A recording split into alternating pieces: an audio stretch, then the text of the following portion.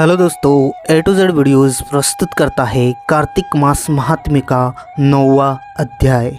राजा पृथु ने नारद जी से आगे कहा, हे मुनि श्रेष्ठ नारद जी, आपके कार्तिक माह के व्रत में जो तुलसी की जड़ में भगवान विष्णु का निवास बताकर उस स्थान की मिट्टी की पूजा करना बतलाया है।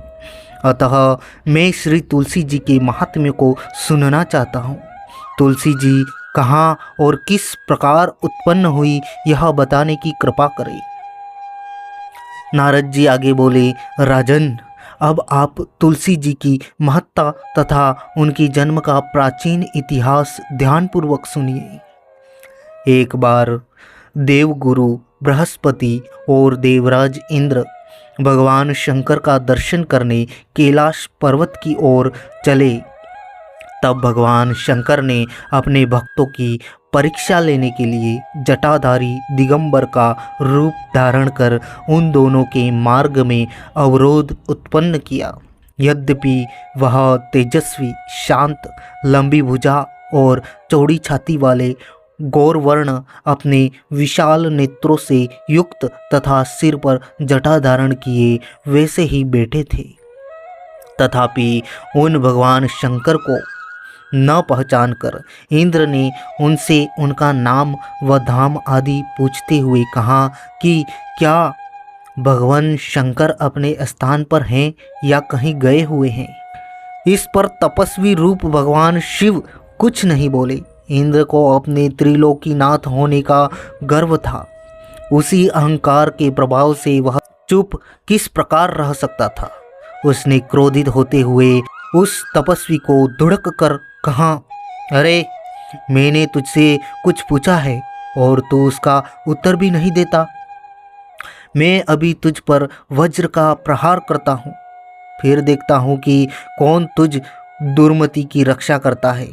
इस प्रकार कहकर जैसे ही इंद्र ने उस जटाधारी दिगंबर को मारने के लिए हाथ में वज्र लिया, वैसे ही भगवान शिव ने वज्र सहित इंद्र का हाथ स्तंभित कर दिया और विकराल नेत्र कर उसे देखा। उस समय ऐसा प्रतीत हो रहा था कि वह दिगंबर प्रज्वलित हो उठा है और वह अपने तेज से जलाकर इंद्र को भस्म कर देगा।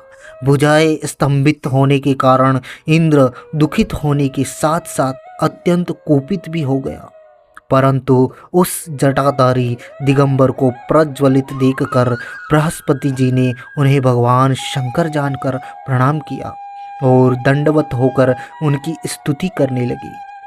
बृहस्पति भगवान शंकर से कहने लगे, हे दीनानाथ, हे महादेव, आप अपने क्रोध को शांत कर लीजिए और इंद्र के इस अपराध को क्षमा कीजिए। बृहस्पति के यह वचन सुनकर भगवान शंकर ने गंभीर वाणी में कहा, मैं अपने नेत्रों से निकाले हुए क्रोध को किस प्रकार रोकूं।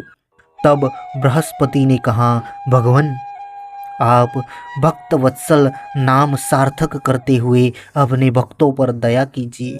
आप अपने इस तेज को अन्यत्र स्थापित कीजिए और इंद्र का उद्धार कीजिए।